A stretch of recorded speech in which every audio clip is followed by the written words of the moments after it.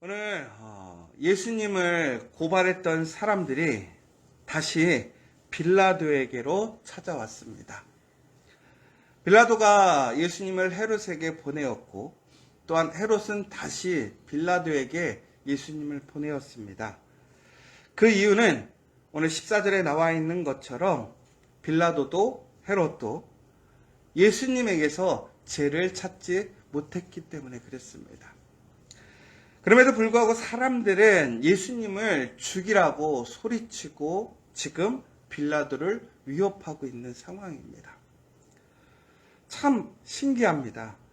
빌라도가 누구냐? 이스라엘을 다스리는 로마의 총독입니다. 가장 힘이 있고 가장 능력 있는 사람이죠. 그런데 오늘 그가 무엇이 옳고 그른지에 대해서 분명히 알고 있다라는 거예요. 그래서 그는 그 아는 사실을 가지고 판결을 하려고 합니다. 예수님에게 죄가 없으므로 예수님을 놓아주겠다라는 거예요. 그런데 워낙 사람들이 예수님을 고발하고 고소하고 더 나아가서는 죽이기를 원하니까 적당한 선에서 예수님을 때리고 형벌을 줘서 민심을 달래서 그냥 넘어가려고 했던 것이지요. 그런데 사람들은 그것을 원하지 않습니다. 예수님을 죽이기를 원하는 거예요. 십자가에 못 박으라는 거예요. 죄가 없지만 예수님에게 실망한 거예요. 예수님에게 대해서 경쟁심을 갖고 있었고 또 예수님을 두려워하던 사람들이 그 기회를 통해서 사람들을 부추겨서 예수님을 십자가에 못 박으라고 끝까지 소리치고 우기는 겁니다. 이렇게 힘을 가진 빌라도이지만 총독이지만 많은 사람들이 소리를 내니까 그 소리를 외면할 수 없는 거예요. 그럼 우리는 지금 민주주의 사회에 살아가고 있다고 합니다. 그래서 우리는 다수결의 의견을 존중합니다. 특별히 이번 우리 대통령 선거를 보시면 알겠지만 아주 박빙의 승부였단 말이에요. 그런데 중요한 것은 표 차이가 얼마나 나야지만 대통령으로 인정해 주느냐가 아니라 바로 누가 다수의 선택을 받았느냐에 따라서 대통령이 되는 원리인 것이지요. 이 민주주의라는 것은 많은 사람들의 의견을 우리의 삶 속에서 반영하기 위한 것입니다. 그래서 민주주의는 참 좋은 거예요. 그러면서 우리는 항상 무엇이라고 얘기하냐면 다수의 의견을 선택하되 소수의 의견도 우리는 항상 귀 기울여야 된다고 얘기를 하고 있습니다. 그런데 오늘은 다수의 의견들이 큰 소리를 내고 소수의 의견에 대해서는 무시하는 상황이 된 거예요. 그러나 빌라도는 단순히 다수의 의견을 들어야 되는 자리가 아닙니다. 오늘 빌라도의 자리는 무엇이 옳은가라는 것을 판단하는 자리라는 거예요. 여러분, 우리가 여기서 잘 생각해야 될 것이 있어요. 우리의 삶에는 이처럼 다수의 의견이 무엇인가, 민주적인 절차를 통해서 진행해야 될 일이 있어요. 그러나 또 반대로 무엇이 다수냐가 아니라 무엇이 옳고 그른가를 판단해야 될 때가 있다라는 거예요. 이때는 비록 그것이 진리라 할지라도 수많은 사람들이, 다수의 사람들이 그것을 반대할 때는 그것을 온전히 지키는 것이 바로 그 판단자의 책임이고 그 모습이라는 것이지요. 또 반대로 많은 사람들이 그것을 찬성한다면, 그것이 진리라면 당연히 그것을 지켜가야겠죠. 본인의 뜻, 본인의 판단과는 다를지라도 그것이 진리라면 그 진리를 따라서 판결해야 되는 것이 바로 이 빌라도의 본분이라는 거예요. 오늘 빌라도는 그러나 그러한 모습 속에서 세 번을 그러한 태도를 보여주고 있습니다. 오늘 빌라도는 유대인들에게, 특별히 예수님을 고발하는 사람들에게 예수님에게 아무런 죄가 없음을 세 번이나 이야기하고 있어요. 그런데 사람들의 목소리가 어떻게 됩니까? 더욱더 커지고 있어요. 보면 빌라도가 예수님을 때려서 놓겠노라라고 얘기하니까 18절에 보니까 무리가 일제히 소리질러 이르되 이 사람을 없이 하고 바라바를 우리에게 놓아주소서라고 얘기를 하고 있습니다. 또한 21절에 보면 예수님을 놓고자 하니까 그들은 소리질러 이르되 그를 십자가에 못 박게 하소서, 십자가에 못 박게 하소서 하는지라. 세 번째로 이 사람이 무슨 악한 일을 하였느냐, 나는 그에게서 죽일 죄를 찾지 못하였나니 때려서 놓으리라 하니 큰 소리로 재촉하여 십자가에 못 박기를 구하니 그들의 소리가 이긴지라. 진리에 대해서, 사실에 대해서 얘기를 하고 있어요. 그런데 그것에 저항하는 소리가 어떻게 됩니까? 더욱더 커지고 있어요. 더욱더 강력해지고 더욱더 험악한 이야기를 하고 있는 거예요. 종국에는 오늘 빌라도는 그 소리에 그의 뜻을 접게 됩니다. 그리고 어떻게 되냐면 그들이 구하는 대로 하기를 언도했다라고 나와 있습니다. 빌라도의 보고서라는 내용이 있습니다. 빌라도의 이 판결에 대해서 정확하게 많은 내용들을 기술해서 그 왕에게 보고한 보고의 내용이에요. 그 내용을 보면요, 이런 내용들이 나와요. 빌라도는 분명히 오늘 이 판결에서 예수님에게 죄가 없음을 분명히 알고 있었고 그렇게 판단해야 된다라고 생각했다라는 거예요. 그런데 오늘 그 빌라도가 이렇게 뜻을 접은 것은 많은 사람들의 이 큰 소리 때문에 위협을 느꼈다라는 거예요.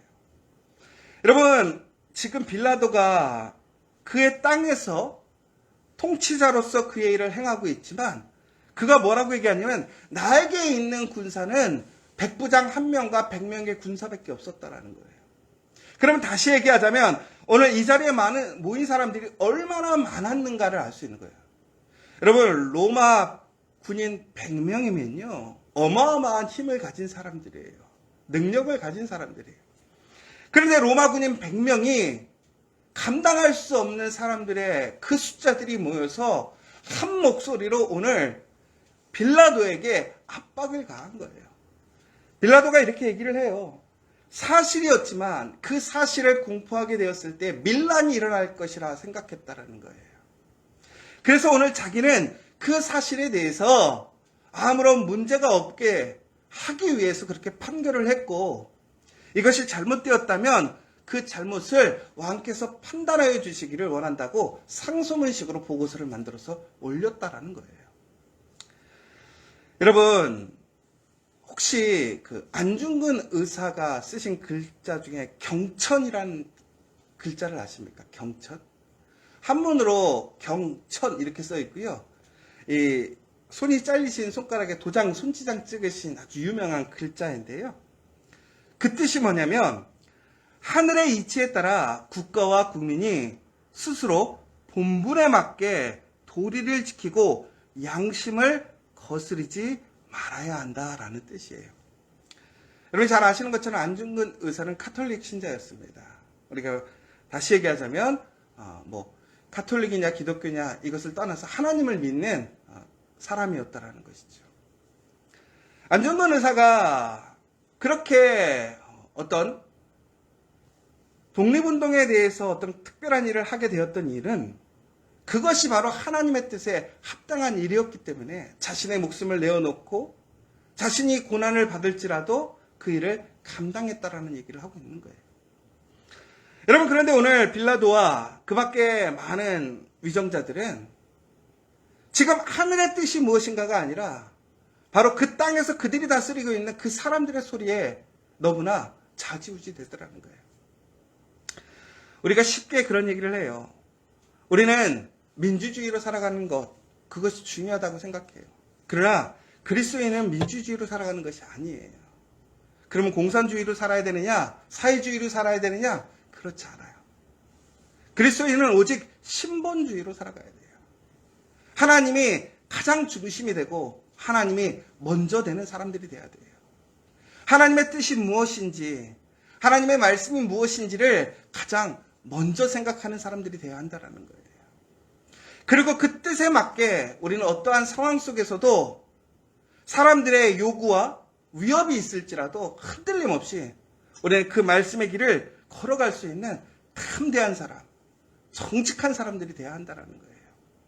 그런데 오늘 빌라도는 세상 가운데서 힘을 가지고 있고 능력이 있지만 그는 사람들의 소리에 굴복하고 말아요. 여러분, 우리가 사람들의 소리를 무시하라는 소리가 아니에요. 그러나 아무리 사람들의 소리가 많고 하나 될지라도 그것이 하나님의 뜻과 다르다면 아니라고 얘기할 수 있는 사람들이 돼야 돼요.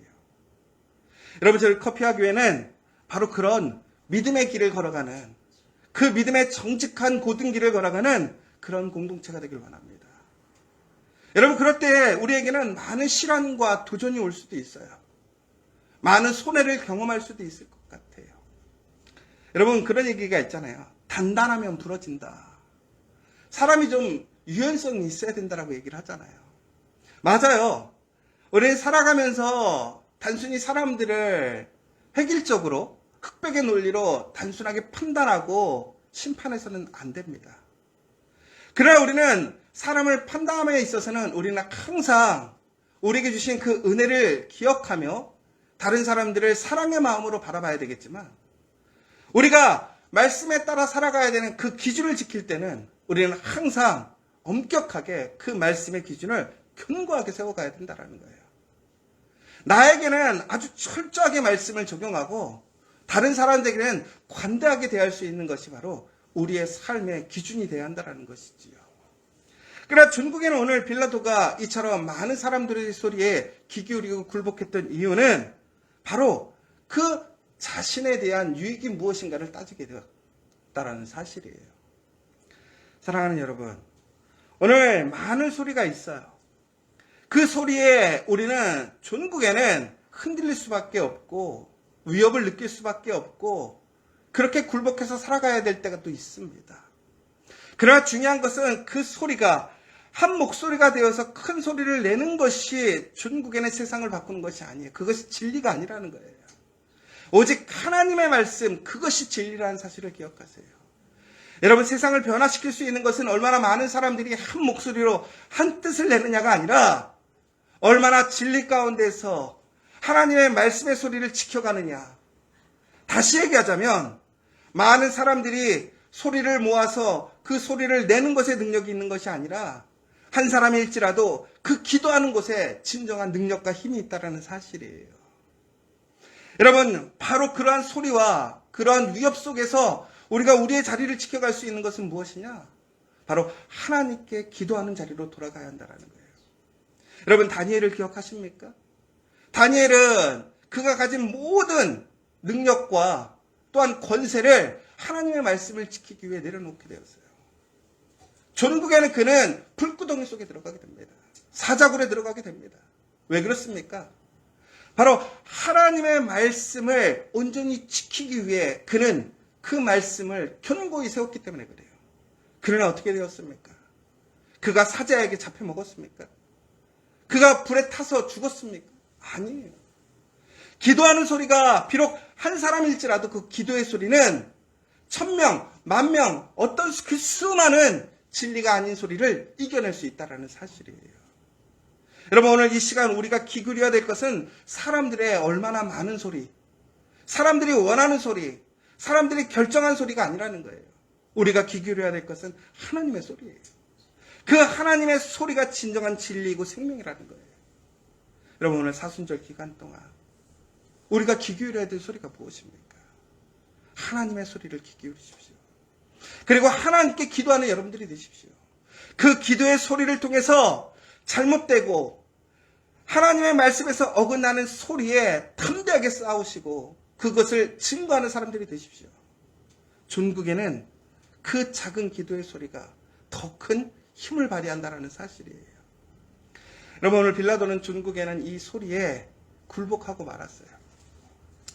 그러나 그의 삶이 어떻겠습니까? 항상 후회하는 삶이 되었어요. 죄책감을 갖는 삶이 되었어요. 사실을 외면한 부끄러운 그 사실로 그는 거짓말을 말한 사람이 되었어요.